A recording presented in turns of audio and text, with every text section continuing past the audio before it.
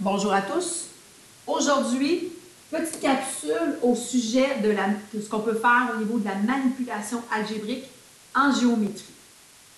On va faire intervenir ici dans cette capsule la notion d'équivalence qu'on a vue précédemment. Je vais aller faire avec vous l'exemple 4. On va aller voir quel genre de problème on peut rencontrer dans cette section-là, puis par la suite, vous irez vous exercer. Alors, allons voir l'exemple 4 et faisons-le ensemble. Un triangle isocèle est équivalent à un carré. La hauteur du triangle est le quadruple de sa base. Trouve le lien algébrique entre la mesure du côté du carré et celle de la base du triangle. Alors ici, on a beaucoup de choses dans ce problème-là. On parle de lien algébrique. Donc, on veut savoir, quand on a des conditions énoncées, ici qu'on a la base du triangle isocèle et la hauteur est le quadruple de sa base, quand on a ces conditions-là avec le fait que deux figures sont équivalentes, c'est quoi le lien algébrique qu'il y a entre deux éléments? Donc ici, on veut vraiment généraliser, on veut y aller hors de tout doute raisonnable. Quand on a certaines conditions préalables, qu'est-ce qui se passe de manière générale? Donc, quand on va vous demander le lien algébrique, bien évidemment, si je vous demande le lien algébrique, on va aller travailler avec la notion de variable. On n'aura pas le choix si on veut généraliser. Malheureusement, ici, le fait de prendre des valeurs numériques et de tenter ne sera pas suffisant. Par exemple, si vous inventiez une valeur pour la base, vous faisiez x4, vous feriez x4 ici pour faire la hauteur du triangle, vous inventeriez une valeur du côté du carré, puis là, vous tenteriez de trouver un lien entre tout ça. Ça ne sera pas suffisant, parce que si on te demande encore une fois le lien algébrique, je veux vraiment généraliser ici, savoir, hors de tout doute raisonnable, qu'est-ce qui se passe dans ces conditions-là. Donc, on doit travailler avec l'algèbre. Maintenant, on va aller voir le problème précisément, on va aller voir qu'est-ce qu'il y a dans le texte, on va débroussailler tout ça. Après ça, je vais vous donner une stratégie de manière générale pour savoir comment gérer ce type de problème-là. Alors, qu'est-ce qu'on nous dit ici? C'est quoi nos conditions préalables? On nous dit qu'on a un triangle isocèle. Donc, on sait qu'un triangle isocèle, c'est deux côtés de même valeur. Et on nous dit que le triangle isocèle est équivalent à un carré. Nous, on sait qu'est-ce que ça veut dire la notion d'équivalence. On sait que équivalent, ici, deux figures équivalentes, ça veut dire que ces deux figures-là ont la même aire. Par la suite, qu'est-ce qu'on nous dit? On nous dit que la hauteur du triangle, c'est le quadruple de sa base. Ici, on a inventé, on a décidé que la base du triangle, on l'appelait B. Et on a mis, bien évidemment, 4B pour ce qui est de sa hauteur, parce que c'est ce qu'on nous indique dans le problème. On nous dit que la hauteur est le quadruple de sa base. Ici, on a choisi B. Vous auriez pu appeler la base du triangle Y et mettre 4Y pour ce qui est de la hauteur. La variable choisie est vraiment à votre discrétion. Qu'est-ce qu'on a d'autre? Bon, on nous demande, trouve le lien algébrique entre la mesure du côté du carré et la base du triangle. Donc, quand on a ces conditions minimales-là que je conviens d'énoncer, qu'on vient de souligner en rose, on veut savoir de manière générale qu'est-ce qui se passe donc entre la base du triangle, qui est B ici, et le côté du carré. Ici, le côté du carré, on va l'appeler C. Encore une fois, on travaille avec l'algèbre ici. Vous pourriez l'appeler X, vous pourriez l'appeler P. Vous l'appelez comme vous voulez, tant qu'on travaille avec l'algèbre. Par définition, ici, souvent, quand on parle de l'aire d'un carré, on sait que c'est côté au carré. Donc, par réflexe, moi, je mets C. Mais vous pourriez mettre une autre lettre sans problème. Alors, donc, ici, je veux voir, encore une fois, quand j'ai ces conditions minimales-là, hors de tout doute raisonnable, qu'est-ce qui se passe? C'est quoi le lien entre le côté du carré et la base du triangle isocèle? Il va exister un lien.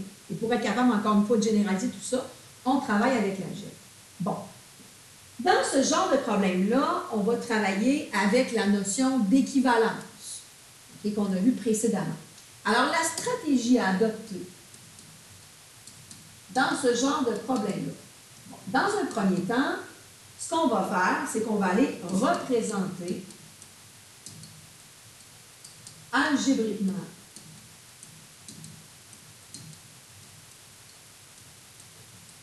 l'aire des deux figures que l'on a. Donc, l'aire des deux figures données. On va aller représenter l'aire de ces deux figures-là de manière algébrique, parce qu'ici, on n'a pas de valeur numérique. Alors, commençons par ça. Après, on verra ce qu'on fait par la suite. Qu'est-ce que j'ai? Bon, j'ai un triangle isocèle, j'ai un carré. Allons représenter algébriquement l'aire de ces deux figures-là. Dans un premier temps, si je veux faire l'aire de mon triangle, de manière générale, c'est quoi la formule de l'aire de mon triangle? Bien, je vais aller faire base fois hauteur divisé par 2. Pourquoi ici, petit aparté, pourquoi je représente l'aire et pas d'autre chose par rapport à mon triangle? Parce qu'on me dit que les deux figures sont équivalentes. Et on sait que quand deux figures sont équivalentes, elles ont la même aire. C'est pour ça que je viens travailler avec l'aire ici. Qu'est-ce que j'ai? Et là, j'y vais de manière algébrique. Donc, la base de mon triangle, c'est B.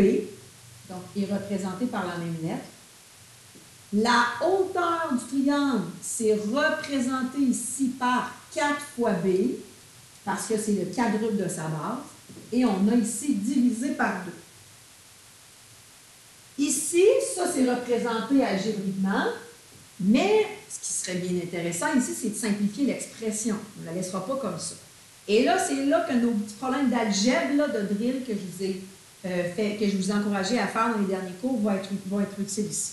Parce qu'ici, on revient à du secondaire 3. Ici, on a B exposant 1 fois 4 fois B exposant 1. Ici, on jumelle B fois B. Quand on a la même base qui est multipliée ensemble, on additionne les exposants. Donc, B fois B, ça fait B2. B exposant 2 divisé par 2. Je simplifie ça. 4 divisé par 2, ça fait 2B2. Donc, de manière générale, algébriquement, l'aire de mon triangle, c'est 2 fois sa base au carré. Dans les conditions que l'on a ici dénoncées. Faisons la même chose avec l'aire du carré. Donc, première étape, représenter algébriquement l'aire des deux figures données. Alors, l'aire du carré, de manière générale, c'est quoi? Bien, c'est C au carré. Ici, on l'a appelé de la même lettre, donc on ne changera pas la lettre. Si tu avais appelé le côté du carré X, par exemple, tu aurais écrit l'aire du carré, c'est X au carré. Mais ici, pas de changement. Donc, première étape, fait. Ensuite, au niveau de la stratégie, qu'est-ce qu'on va faire? Bien, on va se servir de la notion d'équivalence. Ce n'est pas pour rien qu'on nous dit que les figures sont équivalentes, c'est les conditions minimales. On doit s'en servir. On doit utiliser cette information-là. Donc, à l'aide de la notion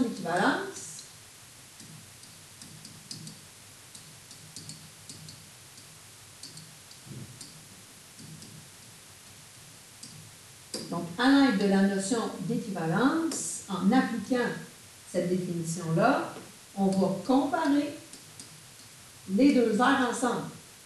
Comparer l'aire des deux figures. Donc, comparer l'aire des deux figures et simplifier l'expression algébrique. Et simplifier l'expression pour découvrir le fameux lien algébrique que l'on cherche. Découvrir le lien algébrique recherché.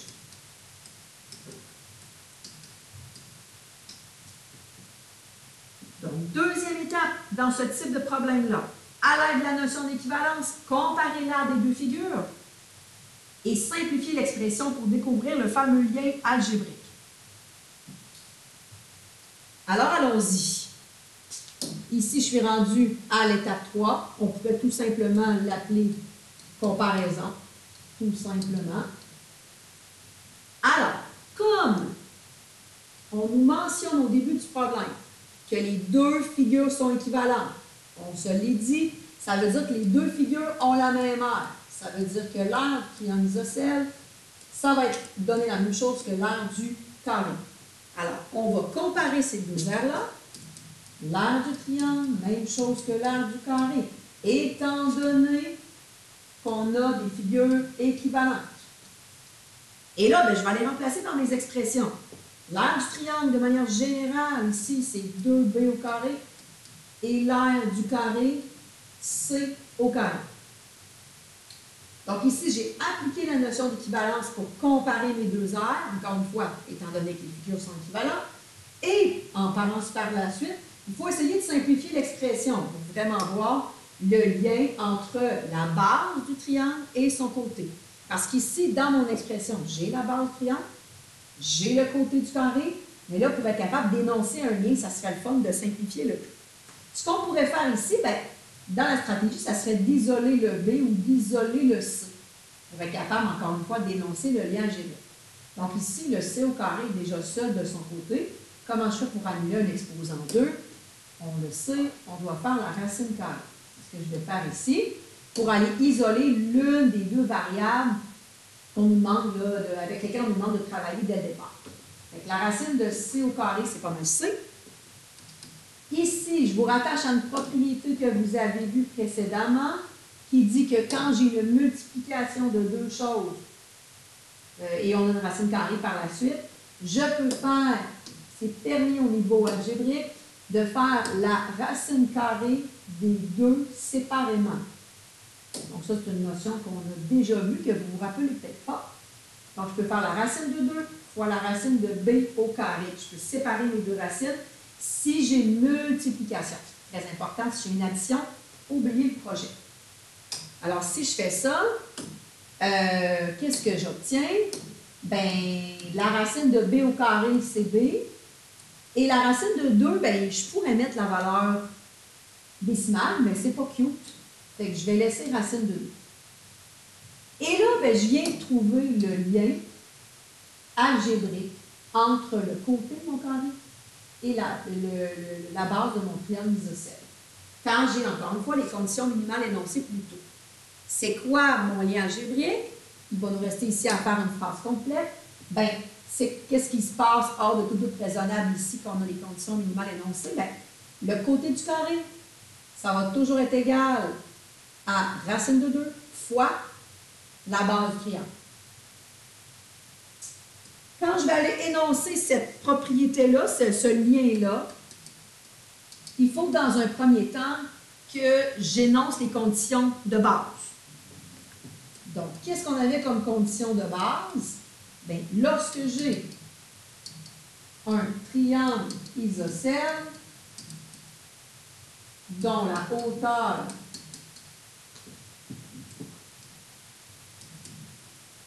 est le quadruple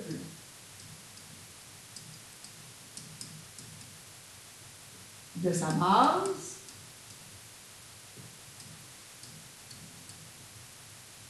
et que ce triangle est équivalent à un carré,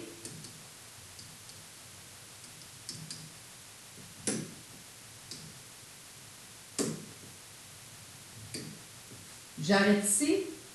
Ce que je viens d'écrire, avant de terminer ma phrase, ce que je viens d'écrire, c'est les conditions minimales énoncées. Donc, ça ici, c'est les conditions initiales énoncées. Et ces conditions-là doivent être données dans mon lien algébrique. Parce que si je n'ai pas ces conditions initiales-là, je n'aurai pas le lien algébrique qui va suivre. Donc, très important d'énoncer ces conditions-là avant de me dire le lien algébrique en mots. Oui, ça nous fait une grande phrase, mais bon, ça fait partie de la vie. Donc, quand j'ai ces conditions initiales-là, quand j'ai ces conditions minimales-là, qu'est-ce qui se passe?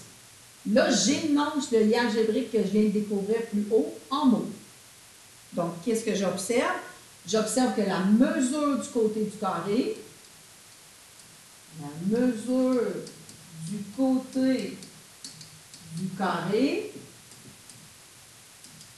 qu'est-ce qui se passe? Bien, la mesure du côté du carré est égale à quoi? À la racine carrée de 2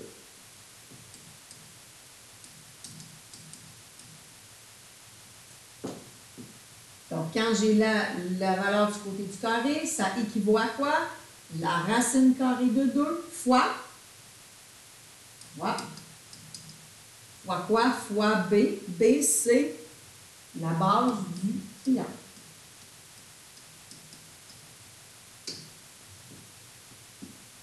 Et voici mon lien algébrique. Pas des numéros faciles. Pourquoi? Parce qu'on brasse beaucoup de termes mathématiques, donc au niveau de notre coffre à outils, il faut être à l'aise avec ce qu'on nous énonce. Et ça vient aussi travailler l'algèbre. Et là, c'est là que des fois, on traîne des béquilles des dernières années. Mais c'est important d'en faire quelques-uns pour essayer de tenter l'expérience. Donc, ici, j'ai fait un exemple avec des figures équivalentes. Et on nous demande de déterminer un lien entre ces deux figures-là, encore une fois, quand on a des conditions minimales qui sont énoncées. Vous pourriez faire le même travail, mais avec des solides. Ici, dans l'exercice suivant, on me parle de cônes et de cylindres équivalents.